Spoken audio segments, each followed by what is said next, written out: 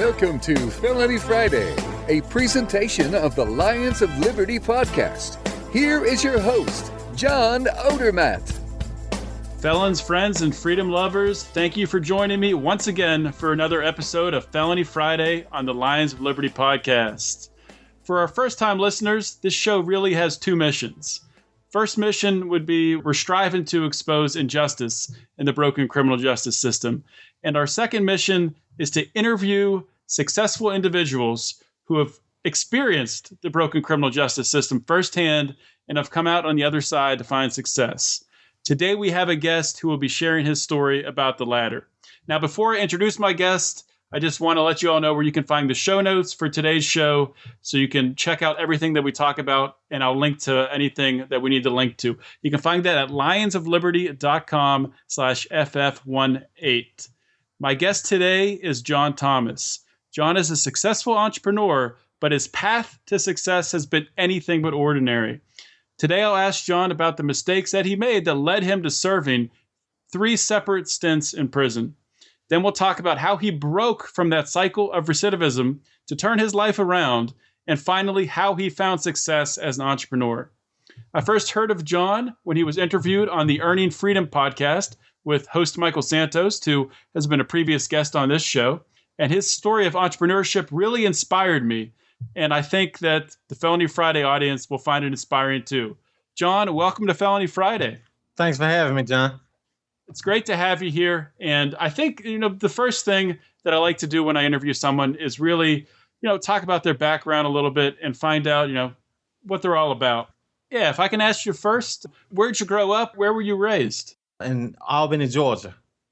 Albany, Georgia. Generally, what was your childhood experience like? With large family or? No, actually, it's me and my 2 brothers, and we live between my mom and grandparents. So my mom usually stayed around the corner from my grandparents. So in the earlier years, we spent more time with my grandparents, probably until I got about 6 or 7. Then I think we finally moved in full time with my mom. Okay. What were the schools like in Albany? Average schools, the education here is now, knowing what I know, I don't think it's depriving. I think it's just a lot of lack of exposure. For instance, I really never heard that I could become someone great or things of that nature until actually adulthood. So there was never that push of pursuing a dream or becoming the best version of yourself. I have no memories of that as a child growing up.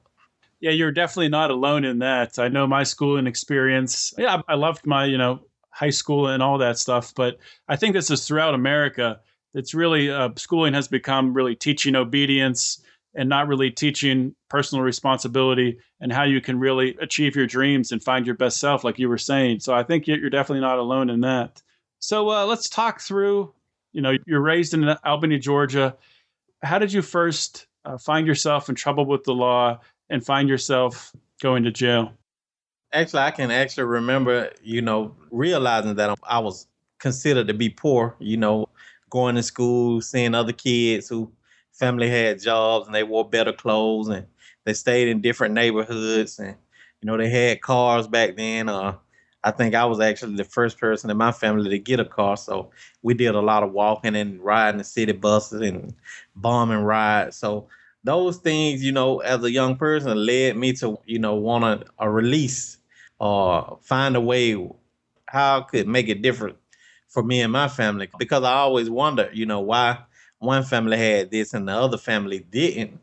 And as I began to get older, my father, he was not all in my life. He wasn't just vacant, but he was doing his own thing at that time, which, a lot of my activities were influenced by his choices, because he definitely had a stint with crime and drug dealing and my uncles. So once I saw that they had money and other younger guys and people in my neighborhood had money, I felt like, definitely getting in the drug trade would be my way of helping my family to escape these conditions.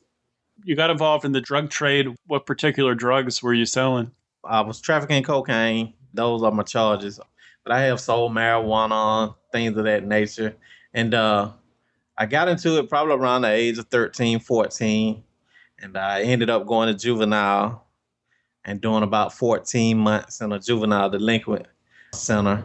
I don't want to say I really didn't learn anything because now some of the lessons I learned then I apply now in my life, but I didn't really take it serious. I was young. I think I was still impacted by what I'd been able to accumulate, materialistics in the streets, and it kind of overshadowed even having a desire to change. So I got out and basically got back into doing the same thing again. However, at the age of 19, I was sentenced to 30 years, served 20 years in Georgia State prison system. So you're sentenced to 20 years in prison. How much of that time did you end up serving? Or you said 30 years. Sorry. Yeah, 30 served 20. I actually did 9 years and 1 month on my first stint in prison. So what was that experience like for you in prison? I got in, and once I got in, you began to see people you knew, some of the people you knew, but you were surrounded by a lot of different people. And, you just learn to adapt. But I don't want to say it wasn't too much different from the street, but the mentalities were still the same. I got in, and, I quickly connected and found people who were into smuggling drugs into the prison or anything that could create a black market where money could be generated. That was my focus. So I kind of did my time from prison to prison, finding ways to try to make a dollar. So drugs were smuggled into the prison. What drugs? What types of drugs? Well, I've seen it all, basically. Marijuana was mostly because, I guess it was the ease of the mind, but, you had alcohol sometimes. And even in my later stints, you even had crack come in. I've seen methamphetamines in. So it really wasn't a limit on what it was, but the majority drug was marijuana. That kind of surprises me to hear a majority being marijuana, because you would think, obviously, you're going to smoke marijuana. That'd be something that would smell. You would think did they just turn a blind eye to it? Not really. You knew the count times, and officers are not just sitting in I guess you call it the living arrangement. They're kind of like outside. So, you pick your time, and then you go outside to play sports and walk around. So you kind of learn how to maneuver through the system. Okay. So you got out your first time out of prison. Once you were released, what was that like when you had some of your freedom back? Were you able to find a job, or what happened after you were? I found a job through my brother. I found a job fairly quickly, but it was through a connection. It wasn't like just filling out an application. But I didn't really take it serious. I got a job. I worked for a little while, and it was like, I still had the mentality that at that time I had the mentality that life owed me something. Like the system owed me. I still wanted to, really do what I wanted to do. And I still felt like I had something to prove. I was still in the discovery process of who I really was. And then how did you get arrested again? And what were your charges, convicted the second time? I only stayed out about 3 months, 88 days. And I was arrested again for possession of marijuana and possession of ecstasy pills. So I was arrested, and I think I stayed in the county jail about 5 months, went back to prison. And that's where I began to really realize that even though I only stayed out a short period of time, I think that was enough for me to start realizing that there was life beyond those walls. Was that a turning point in your life, or was there, I guess, I phrase the question this way, was there a point while you were in prison that you can pinpoint as a turning point where really your life changed and you realized, you know what, there's more that I'm capable of than sitting in a prison? I think it was a collection of moments. One time I did 6 months straight in isolation confinement, in a room 23 hours a day locked down by myself. So during those times, I think I know I had a lot of time to reflect on. And this question would always come to my mind, is this all that life had to offer? And finally, I was able to answer that question with, no. I began to read books and think different, but it didn't take an instant impact. I began to do some things better, but it was not like I just reached that point at that time where I said, okay, now or never. I would go through moments where I want to do better. At that time, I wasn't exposed to a lot of ways to do better besides, basically get a job, and that was it. Can you remember any particular books that really had an impact on you? I remember reading a Napoleon Hill book, Keys to Success. That was one.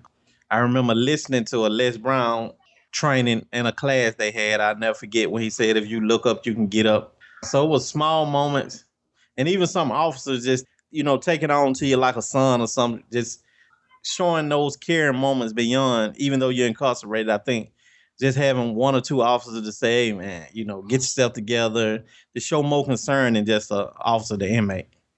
So you're in prison 3 separate times total. At what age again did you first go into prison during that first 19. sentence? 19. And then you get out of prison that last time. How old are you? Probably 35. 15 years or 15 years plus in prison. That's a really long time. Yeah. So once you're out of prison, did you find a job right away, or what did you do once you had your freedom back at that point after the 3 stints? I actually got on at a used car dealership. I had a friend, he had started a business, and he was selling used cars. So I began to sell for him, and actually that's kind of where it started from. I found, I was good at it. I made some money at it, and we stayed in business a couple of years, and then I just kind of started trying some things on my own. And I never forget, I was introduced to the network marketing industry. Can you explain network marketing to someone that might not know what it is? You have a couple of different titles: network marketing, direct sales, multi-level marketing. But at the time, it's just a company that allows you to basically, they have products and you sell the products, as well as it allows you an opportunity to build a team of people that allows you to sell products, and you earn a commission off your sales as well as the people you bring into the company. Okay, and so this was you're selling cars and you're introduced to network marketing. Along the way, did you find a mentor? Was in the network marketing or somewhere else that helped guide you down this entrepreneurial path? Yeah, it was definitely in the network marketing. I met a couple of mentors. I began to read books and be introduced to different books. Watched a lot of YouTube trainings of different people, like Jim Rohn, Zig Ziglar, Brian Tracy, Les Brown. And I actually bought a training from Tony Robbins. So it was a lot of distant mentors, as well as I had some within the company who kind of helped to shape me to understand, business, to help me understand entrepreneurship, to help me to understand how to become a better person more than anything. That's awesome. That is awesome. So you've seen the progress you've made, and we'll get into talking about your actual entrepreneurial ventures in a minute here. But before we move on, I just want to touch on one thing. So obviously, there's a lot of people who've been locked up in this country with the drug war, who've just like you, spending 15 plus years in prison or more time, or even if somebody's spending 3 to 5 years in prison, they get that felon label on them and they feel like it's ruined their life. It's going to follow them everywhere. And to some extent it does. But entrepreneurship is definitely a way to overcome that, because at that point, you're not relying on someone for a job. You're creating your own income. So if you were going to give a little bit of advice to someone maybe coming out of jail, or maybe someone who's about to go into prison, a little bit of hope, how would you advise them to go from transitioning once they get out of prison to starting to become an entrepreneur? Yes, there are definitely some steps. One of the steps is your environment. I know it's smaller now because you're confined, to an area, but you got to find people who have a desire to do something different. And that's where a lot of people get caught up, because you get in and like I say, it's a lot that goes on in society that goes on behind the wall. So of course you're going to be introduced, and what usually happens, somebody come up to you, find out where you're from. They usually, okay, if somebody from your town there, they usually introduce, or maybe y'all know each other, and whatever they have going on, usually you fall into that trap. So what I would say is you have to start from day one to begin to planning what it is you want to become when you get out. So, and looking forward into entrepreneurship, I would get some books. I definitely, there's a lot of free information. So if I had to have someone to send it in, or however, I definitely have to get me some information and begin to plan. I think planning is so overlooked in the process. Absolutely. Great advice. Just to dig a little bit deeper, you talked about, finding people, surrounding yourself with people, finding mentors. You talked about that.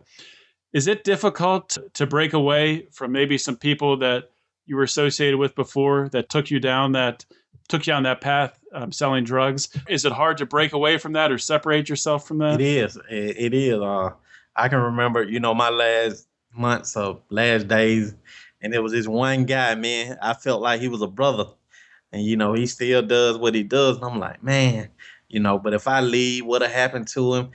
And one of my mentors always used to talk about the song the Ghetto Boys had back in the days. Your mind playing tricks on you. So your mind has a way that it's gonna feed you all this stuff you've been through, trying to keep you, tied into who you used to be. But once you begin to identify who you want to become, now you begin to find people who fit that same criteria. So, of course, it's hard, but it's not impossible. Once you make up your mind, I've heard 100% of the people who make up their mind to do something, do it. And I agree with that. Once I made up my mind, I'm going in. So I think you just have to make up your mind to go ahead and, this is what you want to do. That's awesome. So let's just talk about the timeline here a little bit. So you're about 35 when you get out the last time. How old are you today? 40. So you're 40. Let's talk about some of your entrepreneurial ventures. You're involved in some online sales, some online coaching. Correct. How did you get started in that, first of all? It kind of stemmed from network marketing with some of my struggles. When it comes to recruiting, it's not just the easiest thing, especially if you don't have training, the proper training in it. I was researching and I ran across a guy who was like, hey, I've been there, but I've been able to put together a system that actually eases the recruiting process, meaning basically creating content that attracts people to you. Say, for instance, if you're a trainer, by creating content or sharing valuable information that helps people to lose weight, maybe stay in shape or eat better, just creating content around things that people desire to become or desire to have in their life. And I began to attract people who had those desires. And I definitely was able to help some people. And some people joined me in different businesses, and definitely been able to create some awesome relationships. How did you learn how to monetize that? Because I know firsthand that's not an easy thing to do. I mean, creating the content itself, creating videos or blogs or podcasts or any sort of content on the internet, I mean, that takes some dedication and work. Right. But then taking that next step and being able to monetize that, that's huge. So can you just speak to that a little bit? Well, from what I've seen with most people who do, they never get to the point where they really ask for the sale. Me coming from sales, now I use sale pages, but at that time I usually have a phone number, or I have an autoresponder, which is an email sequence where I'm able to collect information, and either I reach out one-on-one call to offer my services to see if they're interested in some one-on-one coaching, or now with the sale pages, a lot of the sales are done, strictly through the automation process. Okay. So can you talk a little bit, just to dig a little bit deeper, maybe your first online sales experience? Do you remember the first person that you got to sign up for some coaching? Yes, I will actually, I created a 7-day video series called The Blueprint to Profit, how to become profitable in your network marketing in the first 30 days or less, because I was able to, create profits in my company in the first 30 days. And I think a lot had to do with my sales experience. So I created 7 videos, probably 3-minute videos. And at the end of each video, I had connected with another marketer who had a online membership where he was offering, Facebook training, recruiting training, sales training. And I actually affiliated with him because at the time I didn't have an actual product. So when people got my free video series, they actually were exposed to this community of entrepreneurs who were a part of this training series. So, and I'll never forget, like you say, just realizing this for real. And actually, we had a front end sale where we gave you 7 days for, I think, $9. So once I first saw the $9 hit my PayPal account, I'm like, this is for real. It's a great feeling to see something that you've put so much hard work into to actually produce something. I agree. There's nothing like it. It is. So what other entrepreneurial ventures are you involved in? I think I remember from the Michael Santos interview that you had some e-commerce stuff going on. Correct. Right now, eBay, Amazon. And I think this is the next wave of, especially for a lot of people who don't like sales and wanting to generate income on the internet, just being able to, private label products or being able to drop ship products, it definitely eased the gap for me, as far as building the funnels and creating all this content. Now it's basically connecting a product to a buyer. Where did you learn how to, like you were just talking about on Facebook and building funnels, where did you learn how to do that? A lot of that was self-taught, YouTube videos. I helped purchase a lot of training also. It's a lot of guys who, and all training wasn't worth my money. Of course, you're going to get some bad, but for the majority, getting to know people, investing in myself, some trainings. I've invested in seminars. I've been to some live workshop where people, definitely sit down and show you how to build it right there. So definitely just putting the time in to learn. Okay, John, just to wrap up here, are you present on social media? Do you have any blogs, anything that you want to advertise to the Felony Friday audience where they can reach out and contact you? Well, right now on Facebook, you can reach out to me at John Thomas Life Coach. That's mainly, something I use a lot. Actually, I'm in the process of, I kind of let that be my central hub so I can see if, we even a fit to kind of get to know each other or work with each other. Also, you can email me if you would like me to share my story on anything you do, or if you see it's a fit where any way I can help out. My email is john93760@gmail.com. I'll link to your Facebook page and to your email in the show notes. So anyone that wants to contact John can just go to the show notes page, lionsofliberty.com/FF18. And check that out right there. John, I really want to thank you for spending some time with the Felony Friday audience, for coming on the show and sharing your full story, sharing your struggles, 15 plus years in prison, and then sharing the next chapter of your life. Yes. Your ventures into entrepreneurship, and really just laying it out there. There's no excuses for people. There's no excuses for felons. To say that their felony is an excuse where they can't find success. I agree. So thank you for everything you're doing, John. All right, no problem. Thanks for having me again. All right, have a great day. Same to you. Well, that's a wrap for the show today, guys. Thank you all for listening. And remember, if you like the show, please share it. You can share it on Facebook or Twitter, or even send it over email. I don't care. And if you really like the show, one of the best ways you can help us is by subscribing to the show on iTunes or on Stitcher.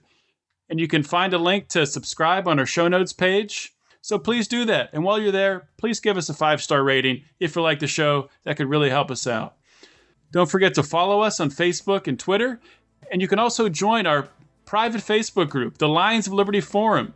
Simply search Lions of Liberty Forum in the Facebook search bar. The group will pop right up and we'll get you approved immediately, if not sooner.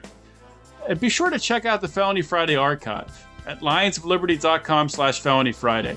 It'll have all the past podcasts, and before this was a podcast, it was a weekly column I've written for almost 3 years, so please check it out. As always, guys, thank you for listening today. This is John Odermatt signing off. Always remember to keep your head up and the fires of liberty burning.